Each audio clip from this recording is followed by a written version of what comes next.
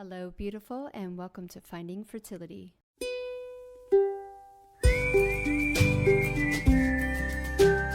I'm your host, Monica Cox from FindingFertility.co, and I created this podcast to help get you to start thinking outside of the box and realize that your infertility might have nothing to do with your lady bits. Rooted in functional medicine and personal experience, Finding Fertility is all about looking at the whole body and finding the root cause of your infertility. Finding Fertility does not diagnose, prescribe, or treat any issues of infertility, but what we do is take a holistic approach and improve your diet and your lifestyle to get you steps closer to creating your dream family. Just by being here with me, listening to this podcast, you're already going down the right path to making your dreams come true. Let's do this together. Happy Friday, all. Welcome back to another episode of Finding Fertility. I'm your host, Monica Cox, and I'm super honored you are here with me, becoming the conscious mama you were born to be. Today, we have another clip from the community that I recorded, and we're getting woo. So, without further ado, let's get to today's episode. So, I'm going to get a little bit woo here today. And hopefully this will resonate on a different level. I truly believe we are the only ones who have the power to heal ourselves. Do I believe that there's amazing, great healers and coaches and leaders that can support us? Absolutely. Is it necessary? I would say almost all the time, yes. It's important to have people who quote unquote know more than you, who are just a little bit ahead on like the path, to like almost kind of be like, hey, keep going. Like you're here, you're on the right path. You just gotta do it a little bit longer, or maybe you need to pivot this way, or like take this left turn there. I think that's really beneficial. um I think there's two things that I think that's why it's important, is because one, it like holds you accountable, and it and also gives you proof that it's doable, which is almost essential for everyone starting off in their journey. Until you get to a certain point in that journey, when you realize, and this is the woo part, so bear with me, when you realize that everything is made up, like it's literally made up. And even though there's some real tangible obstacles in our way, you can get through them, or you can literally eliminate them.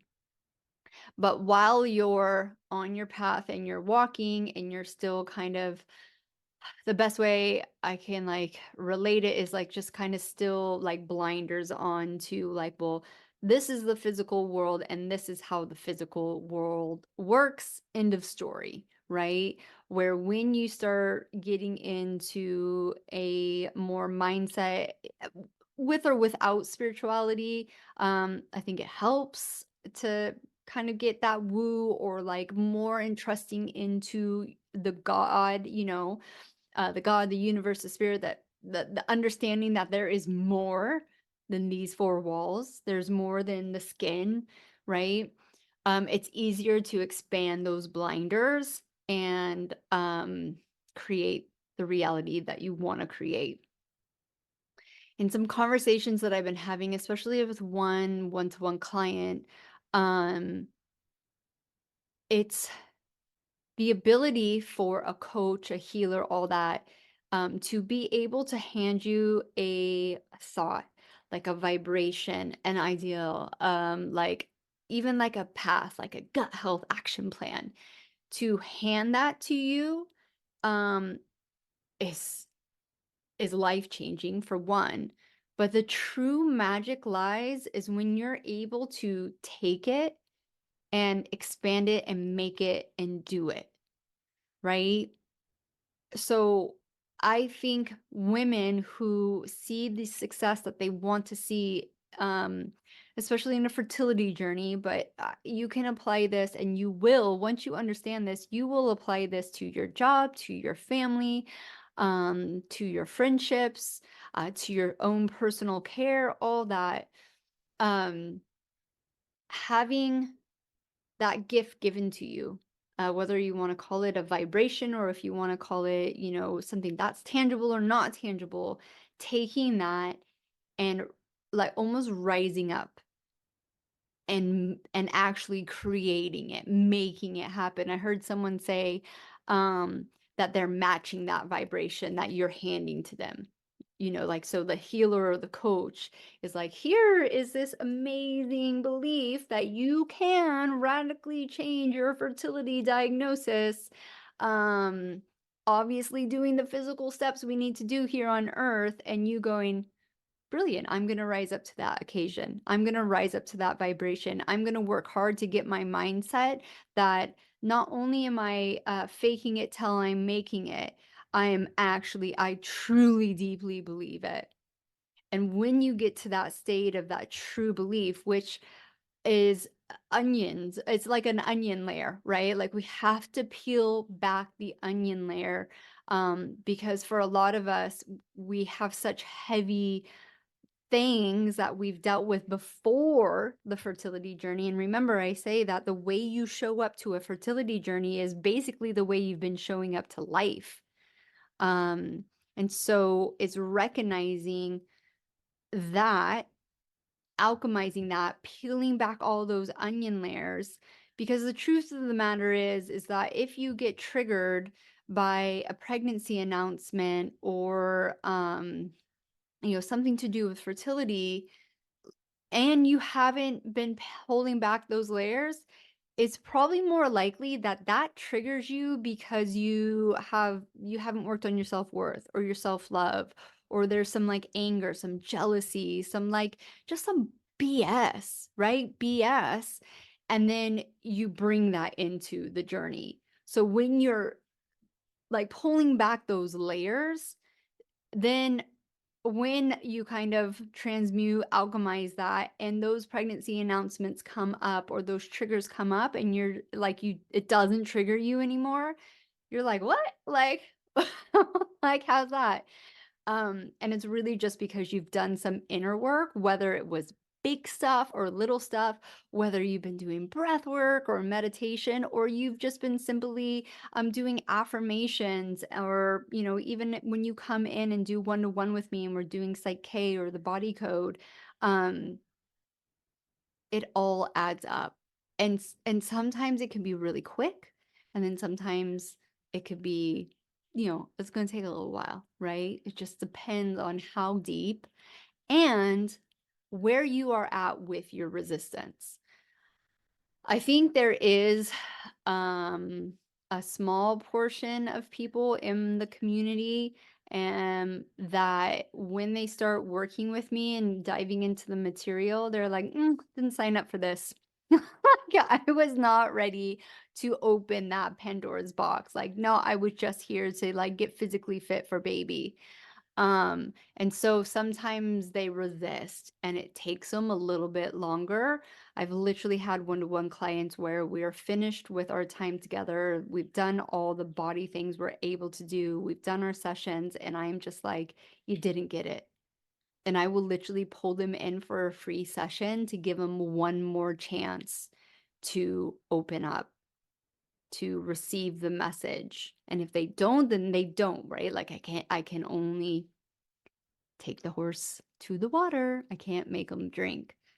So when you're in a community like this, and I'm offering you through the podcast, through these kind of interactions, you're in the course, you're listening to the content, you're working with me one-on-one, I'm offering you like this kind of imaginary ball of light, which has this unique vibration of a different reality of fertility, and really of your life, of what it is to be a woman and what you truly, truly want in this life. Um, It's your responsibility to take it and internalize it, and that's the work you have to do.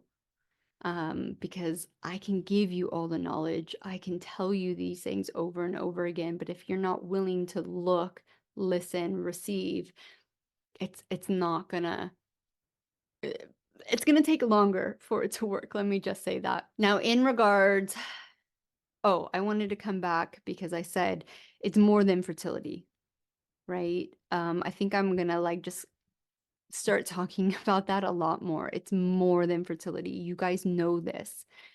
It's your long-term health. I'm getting a lot of older clients because I bang about age, right? Like your age is just a small fraction of your fertility journey.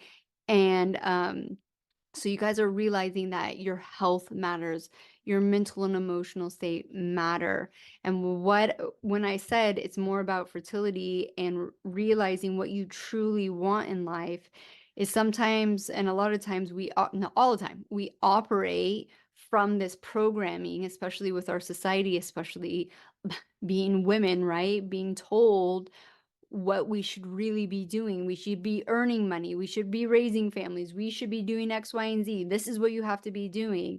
And instead of really listening to what we truly want, what do we want? Um, and this also got brought up with a one-to-one client, and I'm gonna link the podcast I did with on choices, my other like kind of passion project. I mean, finding fertility is like a passion, but this one's just like a little side thing, right? Um, about soul contracts. And I consult with a medical intuitive, and one of my clients who is older, late 40s, her soul contract was not to have kids in this lifetime. And I'm not going to get into the ins and outs here. Trust me, I asked as many questions as I possibly could about a damn soul contract. And I'm actually going on to Abigail's platform and talking more about soul contracts. So I'll come back and link that for people who watch that, or you guys will get emailed too. But one of the things that I talked about is like, well, or why she might have changed her mind in the soul contract. And Abigail brought up, well, it might be because she thinks she's dictating to what society tells her that she needs to do, or someone in her life, her partner or her mother or her sisters, like whatever, um, put that pressure on her. And so it could be a two-factor thing, like she's just doing it because that's what she thinks she needs to do, or she truly has changed her mind, and you can renegotiate your contract. Which opened up another whole like line of questioning. So if this is like sparked you and you're like, I need to hear, the link is below. But coming back to really internalizing what you truly want. And as someone who was, I can 100% guarantee I was soul contract to have children in this lifetime. Children have always been a huge, huge part of my life. I'm one of the eldest of like 20 plus grandchildren. My first career was early education. I've been working with children. I worked with children in like various ways. My my name is Monica. If you look up who Saint Monica is, like it was meant to happen. And I always say in my fertility journey, why I fought so hard for it was I never personally felt that it was this like deep desire to become a mother. It was more like someone told me that I couldn't do it, so I was going to prove them wrong. But as I'm softening, it's probably a combination of both. Like my babies were up there. They're like, get your shit together. We're coming, mama. But what I have realized in that in motherhood, in entrepreneurship, a lot of the things, even including motherhood, there was some societal things that I thought I wanted, um, that ends up I didn't actually want. Um, so it's really important. I know this is like next level. Like, you're probably like, Monica, I'm just here to get pregnant. Just get me pregnant. I get it. But if we can do a little bit deeper, so soul searching during this journey, during this time of healing. And I know a lot of you have secondary infertility or secondary fertility issues. So you already have kids, but this is a really good opportunity. And the women who are waiting for their first, you have more time. You have more time on your hands until the first one comes, second one, third one. I have a one-to-one client that's going for her fourth, right? So obviously every child that you have is going to take up more time and space, leaving less for yourself. So the time to really engage with these things are now. And everything happens in its timing, but yeah, there's a large part of me that's just like, why wasn't I informed of some of these other things during my 8-year wait? But it is what it is. And so anyways, okay, I hope that this has been inspirational for you guys. I know it got a little bit more woo and deep than I usually go, but I guess just like buckle up and get in, because that's where we're heading. I truly, truly believe that I had to go through the physical things so I can do both, right? And that's, many practitioners don't really have that. They hyper focus on one or the other. And I truly believe that everyone's journey needs a mixture of both, whether you need to hyper focus more on physical stuff or you need to hyper focus more on the mental and emotional stuff. But there we go. All right, beautiful. Have a beautiful day, and we'll see you guys soon. Thank you once again for tuning in to the Finding Fertility podcast. If you're loving this podcast, please leave us a rating and review and let us know how this podcast is supporting you to get steps closer to creating your dream family. I hope you have a beautiful weekend, and we will see you next Friday for another episode of the Finding Fertility podcast.